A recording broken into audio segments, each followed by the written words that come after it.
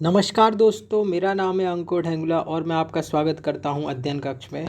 आइए हम आज अभ्यास करते हैं कुछ महत्वपूर्ण प्रश्नों का जो कि विभिन्न परीक्षाओं में पूछे गए हैं। मेरे साथ शुरू करते हैं इस लेक्चर को। दोस्तों, आज का पहला प्रश्न है, सम्राट अशोक द्वारा निर्मित बराबर की गुफाओं में कौन एक नहीं है? तो सुदामा गुफा, नागार्जुनी, कर्णचौपाल या विश्व जोपरी। तो इसका सही जवाब है दोस्तों ऑप्शन बी, नागार्जुनी, जो कि सम्राट अशोक द्वारा निर्मित गुफाओं में से एक नहीं है। बकाया की सब ये सब हैं। और मैं आपको बता दूं, बराबर की जो गुफाएं हैं वो बिहार में हैं और इसका सही जवाब है ऑप्शन बी।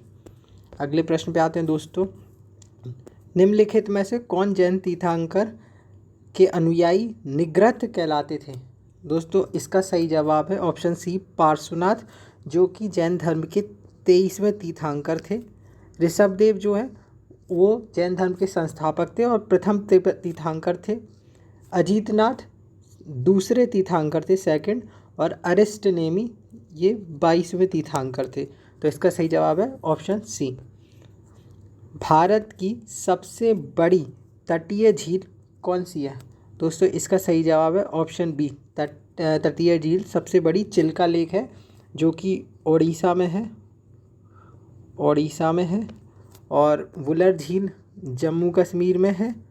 पुलिकट झील आंध्र प्रदेश में है और पेरियार झील केरल में है। तो इसका सही जवाब है ऑप्शन बी। अगले प्रश्न पे आते हैं दोस्तों। भारतीय उपमहाद्वीप में सम्मिलित देशों की कुल संख्या कितनी है? दोस्तों, इसका सही जवाब है ऑप्शन बी, 5। अगले प्रश्न पे आते हैं। धौलाधार एवं मसूरी हिमालय के किस पर्वत श्रेणी के अंतर्गत आते हैं? ट्रांस हिमालय, बृहद हिमालय, लघु हिमालय या शिवालिक? दोस्तों, इसका सही जवाब है ऑप्शन सी, लघु हिमालय के अंतर्गत आते हैं। ये सभी हिमालय की श्रेणियां हैं। तो इसका सही जवाब है ऑप्शन सी, लघु हिमालय। दोस्तों, अगले प्रश्न को देखते हैं। निम्नलिखित में से किस द्वीप को अग्री द्वीप के नाम से भी जाना जाता है? दोस्तों, इसका सही जवाब है ऑप्शन बी, आइसलैंड द्वीप को अग्रीन द्वीप के नाम से भी जाना जाता है। अगले प्रश्न पे आते हैं। मुंबई हाई में ओएनजी के द्वारा तेल उत्पादन की शुरुआत पहली बार कब की गई थी? तो दोस्तों, इसका सही जवाब है ऑप्शन बी, 1974 में मुंबई हाई में, जहाँ पे तेल का उत्पादन होता है, वहाँ की गई थी 1974 में पहली बार। अगले प्रश्न पे आते हैं दोस्तों। किस मिट्टी में कैपिलरी की क्रिया सबसे अधिक प्रभावशाली होती है? लोम मिट्टी, चिकनी मिट्टी या बलुई मिट्टी? दोस्तों, इसका सही जवाब है ऑप्शन बी, बलुई मिट्टी में सबसे अधिक होती है। अगले प्रश्न पे आते हैं। भारत में अंतरिक्ष कार्यक्रम की शुरुआत किस वर्ष की गई थी? तो इसका सही जवाब है 1962 में अंतरिक्ष कार्यक्रम की शुरुआत की गई थी। इंटरनेट पर उपलब्ध होने वाला पहला समाचार पत्र कौन सा है? दोस्तों, इसका सही जवाब है द हिंदू। यह इंटरनेट पर उपलब्ध होने वाला पहला समाचार पत्र है। और भारत का जो पहला समाचार पत्र था वो था बंगाल गजट। तो इसका सही जवाब है option A, the Hindu. One महोत्सव की शुरुआत किसने की थी? दोस्तों, इसका सही जवाब है ऑप्शन सी, के एम मुंशी ने वन महोत्सव की शुरुआत की थी। मेघा पाटकर नर्मदा बचाओ से संबंधित हैं और सुंदरलाल बहुगुणा जो हैं इन्होंने चिपको आंदोलन शुरू किया था। तो इसका सही जवाब है ऑप्शन सी। दोस्तों, अगले प्रश्न पे आते हैं। विश्व की सर्वाधिक समस्यात्मक जलीय घास फूस है? इसका सही जवाब है दोस्तों ऑप्शन सी, आइकॉर्निया विश्व की सर्वाधिक समस्यात्मक जलीय घास फूस है। इनमें से कौन सा निवेश बाजार से संबंधित नहीं है? दोस्तों, इसमें जो है ऑप्शन डी सही है, पूंजी देनदारी प्रबंधन। बकाया कि ये सभी बाय बैंक कैरी फॉरवर्ड और डिपॉजिटरी, ये सब बाजार से संबंधित है, बाजार निवेश से संबंधित है। तो इसका सही जवाब है ऑप्शन सी। अगले प्रश्न पे आते हैं दोस्तों। जीएसटी परिषद के अध्यक्ष निम्न में से कौन होते हैं? दोस्तों इसका सही जवाब है ऑप्शन डी, वित्त मंत्री जीएसटी परिषद के अध्यक्ष होते हैं। अगले प्रश्न पे आते हैं। निम्न में से कौन प्रत्यक्ष कर का उदाहरण नहीं है? प्रत्यक्ष कर डायरेक्ट टैक्स का उदाहरण नहीं है।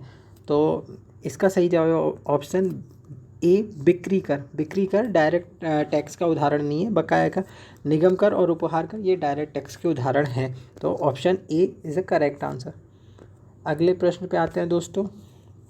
निम्न अर्थशास्त्रियों में किसने कहा था अर्थशास्त्र आदर्श विज्ञान है? तो इसका सही जवाब है दोस्तों ऑप्शन बी, मार्शल ने ये कहा था कि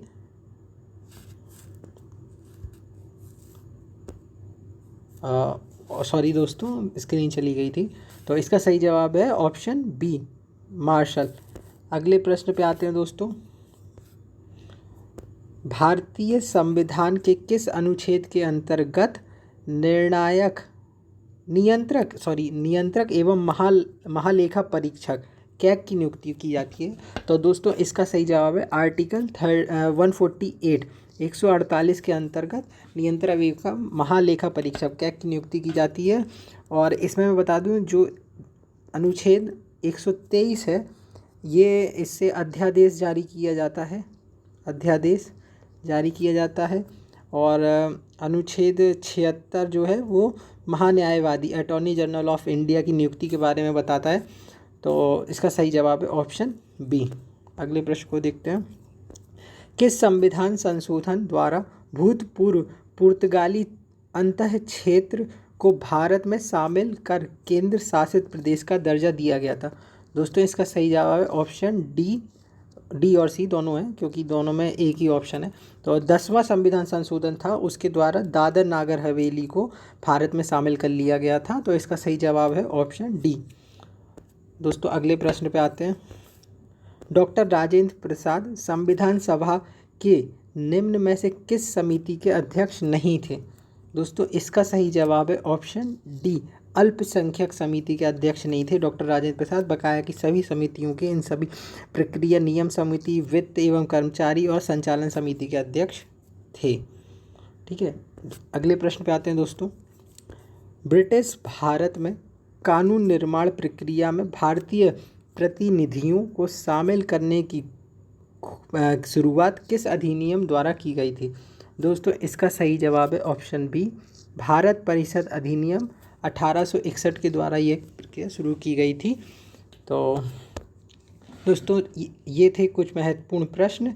बहुत बहुत धन्यवाद इस लेक्चर को देखने के लिए, और अपने दोस्तों के साथ इस वीडियो को शेयर करें और ज़्यादा से ज़्यादा सब्सक्राइब करें, लाइक करें। धन्यवाद।